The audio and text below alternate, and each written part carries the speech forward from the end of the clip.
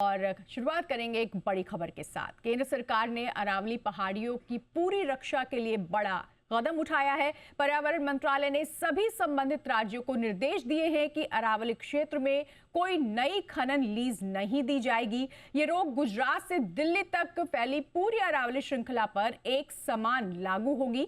ये फैसला अवैध खनन की बढ़ती समस्या को देखते हुए लिया गया है। इस फैसले से अरावली की प्राकृतिक संरचना बची रहेगी और पर्यावरण को नुकसान नहीं होगा। केंद्र ने Indian council of forestry research and education को निर्देश दिया है कि वो पूरे अरावली क्षेत्र में अतिरिक्त इलाकों की पहचान करे जहां खनन पूरी तरह प्रतिबंधित किया जाए। ये काम पहले से प्रतिबंधित क्षेत्रों के अलावा होगा।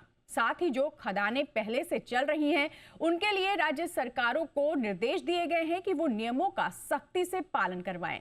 सुप्रीम कोर्ट के आदेशों के अनुसार चल रही खनन गतिविधियों पर अतिरिक्त प्रतिबंध लगाए जाएंगे। और इस खबर पर दिल्ली से हमारे साथ जुड़ रहे हैं हमारे संवाददाता अमरीश पांडे। अमरीश, अरावली को खोखला किया जा रहा था अवैध खनन की वजह से, सरकार ने ये बड़ा कदम उठाया है, क्या फैसला है और कितना अहम ये कदम माना जाएगा?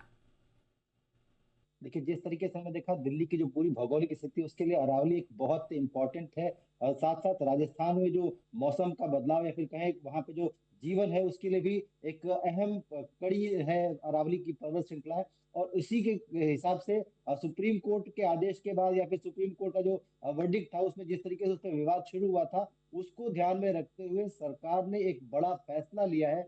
जहां उस विवाद से अपने आप को हट दूर करते हुए उस विवाद को छोटा करते हुए सरकार ने पूरी तरीके से पूरी जो माउंटेन रेंज है उस पूरी अरावली रेंज पर किसी भी तरह के नए खनन पट्टे को देने से मना किया है राज्यों को। राज्यों से ये भी कहा है कि जो अभी वहां खनन चल रहा है या जो माइनिंग चल रही है जो लीज दी गई है उसकी भी फिर से समीक्षा की जाए और अगर लगता है कि किसी नियम की अनदेखी कहीं हो रही है तो उस पट्टे को तत्काल प्रभाव से कैंसिल किया जाए। कुल मिला के कोशिश ये है कि जो अरावली पर्वत पूरी रेंज है उसको बचाया जा सके, उसकी जो फ्लोरा एंड फाउना है उसको बचाया जा सके और उसकी वजह से जो पर्यावरण को नुकसान हो रहा था उससे भी अपने आप को बचाया जा सके। गुजरात से लेकर दिल्ली तक ये पूरी श्रृंखला है और इस पूरी श्रृंखला में कई सारे ऐसे केंद्र हैं जहां पे कि माइनिंग बड़े पैमाने पर होती है। विशेष तौर पर राजस्थान गुजरात का जो इलाका है वहां, साथ साथ अगर हम गुड़गांव की बात करते हैं तो हरियाणा का जो पूरा इलाका है वहां पर उस पहाड़ों को तोड़कर वहां पे घर बनाए जा रहे थे और इससे बड़ा एक नुकसान हो रहा था। जिस तरीके से हमने देखा कि दिल्ली में लगातार प्रदूषण बढ़ रहा है उसके लिए ये कहा जा रहा था कि अरावली की जो डिजाइन है उसकी वजह से ये नुकसान हो रहा है। लेकिन जो पर्यावरणविद है उन्होंने इसके पक्ष में कई तरह के तर्क दिए। उन्होंने कहा कि जब एक बड़ा सूखा पड़ा था गुड़गांव में तो अरावली रेंज ही थी जिसकी वजह से बहुत सारा पानी हमको मिल पाया था और उसके वजह से वहां पे जीवन बच पाया था।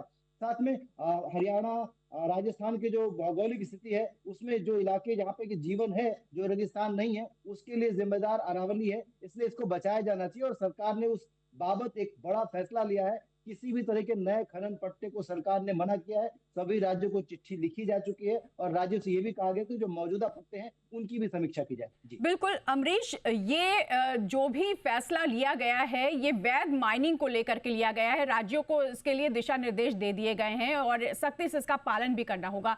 लेकिन अवैध माइनिंग का क्या? क्योंकि अवैध खनन की वजह से ही अरावली खोखली हो रही है, उसको लेकर के किस तरह से निगरानी राज्य करेंगे? देखिए, जिस तरीके से आपने जब खबर पढ़ी तो उसमें कहा कि चिट्ठी का जो अगला हिस्सा वो यही कहता है।